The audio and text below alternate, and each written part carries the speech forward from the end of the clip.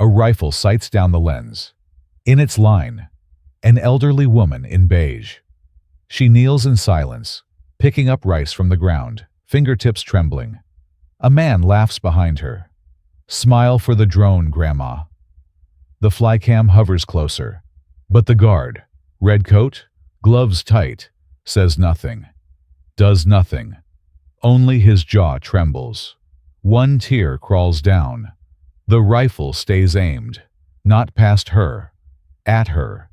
And still, he does not speak, not even when she smiles. The laughter falters, flickers, then stops, not from shame, but confusion. Phones stay up, but hands tighten. The rifle hasn't moved, neither has he. The woman remains crouched, lifting a grain of rice as if it matters. To her, it does. A man steps forward, raises his phone higher, zooms in, on her hands. Get this, it's too good. A second drone hums low, edging closer, close enough to graze her scarf. Someone snorts. She's probably bait. He's not stupid. Someone else? Then why's he crying? No one answers. The soldier's mouth doesn't move, but his finger tightens, not on the trigger, on the rifle stock, a grip too human for protocol. The sunlight shifts. A shadow slices across the muzzle, and suddenly, no one wants to speak, only watch and wonder what they're really witnessing. The tremble in his hand wasn't new. Once, beneath the cold iron canopy of a forgotten bridge, he had stood behind another scope. Same gloves, same silence. But the figure in his crosshairs that day had worn no hijab, only a faded navy coat and a smile meant for someone waiting by the bakery queue. He hadn't fired, but someone else had. And because he hadn't spoken after, because he'd looked down, instead of pointing left, a boy was buried nameless. The mother was tried. The father disappeared. Since then, every breath he took was borrowed. Every silence, an unpaid debt. Now, with the sun kissing the silver threads of the old woman's hijab, he felt the same tremble. Not of fear, of recognition. His eye blinked once, slow. Not for the woman, but for the boy, whose name still burns behind his teeth. A click, another. The hum of a phone held too close. Whispers, short, sharp, cutting through the hush like shallow knives. He's not even blinking. Look at his hands. They're shaking. Why doesn't he move? A child's balloon slips free. It drifts, pauses in midair, then brushes his shoulder like breath withheld. He does not flinch. Behind him, someone snorts. Laughter or disbelief. The golden hour fades. Shadows stretch. The light on his cheek dulls.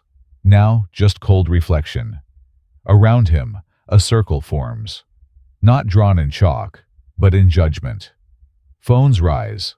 Not to call, to capture. A woman in a blue coat murmurs, "He should have done something." But no one knows what.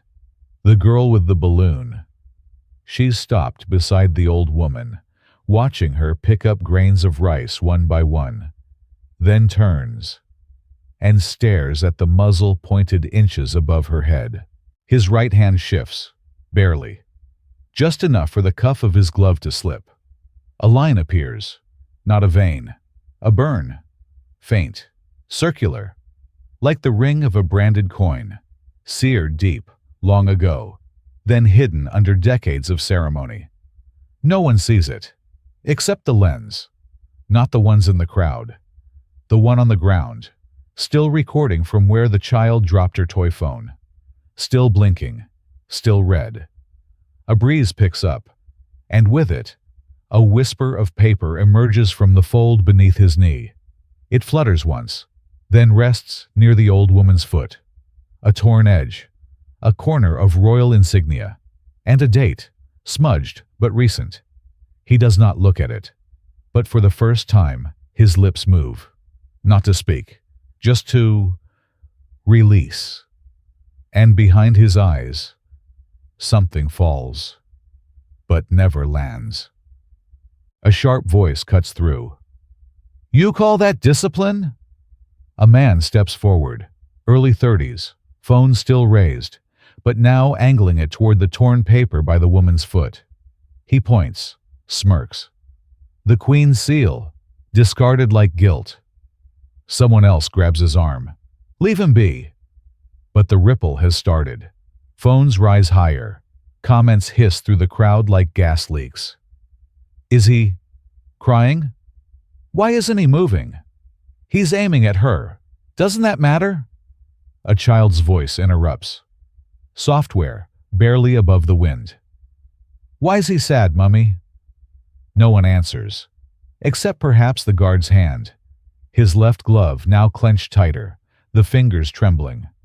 Not from fear, but from something he no longer holds. The drone buzzes closer.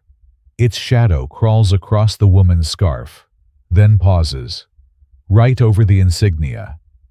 And from somewhere beyond the crowd, a siren begins. Not loud, but coming. A faint rustle breaks the tension.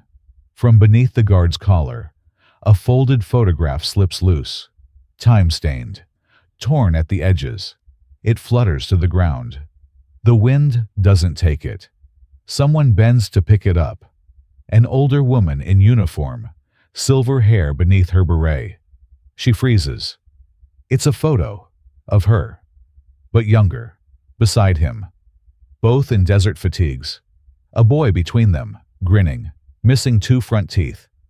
She doesn't speak, just presses the photo to her chest, as if it might pulse again. The crowd watches. No one moves. The girl from earlier takes a step forward, points at the crumpled wax seal still by the old woman's foot. On it, a child's drawing, a crown, and beneath it, a single sentence in uneven handwriting. He didn't pull the trigger then either. And suddenly, the silence isn't confusing anymore. It's earned. The photo in her hand fades, into the memory it once held. A tent, ripped at the seams, canvas flapping in the wind, dusk light bleeding through bullet holes. Inside, a young soldier, trembling, kneels over a child's body, his uniform soaked in red. His gloved hands press, then shake, then fail. The woman from the photo, younger, fiercer, screams into the dust, but no one comes, only silence, and flies. He stands at last, turns toward the setting sun, and drops his weapon in the sand. That sound, the clatter of metal on dry earth, echoes louder than any gunfire that day. He never touched a rifle again.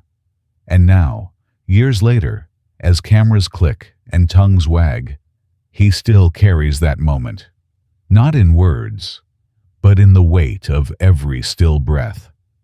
Because sometimes, not lifting a hand is the loudest thing a soldier can do. He doesn't move at first, but then, a breath. Drawn slow, held long, like a man about to dive. His gloved hand opens, fingers uncurl, and release the small photograph.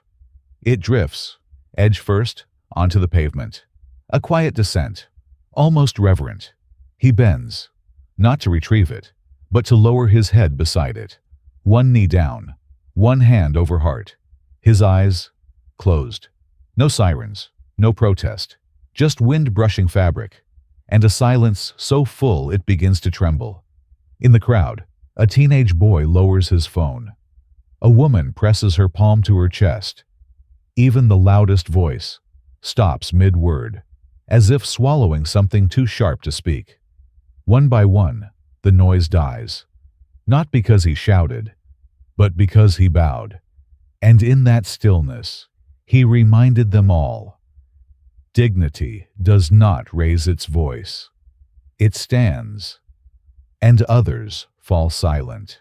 Time did not stop, but something older than time did. The breeze, once restless, settled. Light no longer flickered. It waited, The dust above the pavement hung mid-fall. Even the hum of passing cars felt distant, as if unwilling to intrude. One woman lowered her phone, but didn't press stop. Her hands trembled, not from fear, but memory. A child, no taller than his father's belt, looked up, not at the soldier, but at his own hands, as if asking, "What do I carry?" An older man, gray coat, back bowed, removed his cap, held it to his chest, and whispered nothing. No one laughed. No one moved to speak. And for the first time, no one filmed. Instead, they watched, not him, but themselves. Reflected. In the silence, he refused to break. And just then, a young woman stepped forward. No words, just stillness. He did not move again. Not when the girl stepped forward. Not when the phones dropped. Not even when the woman in white, once shouting, lowered her head and turned away. The silence had settled now, not as a gap between noise, but as a choice. The sky, once gray with judgment, shifted.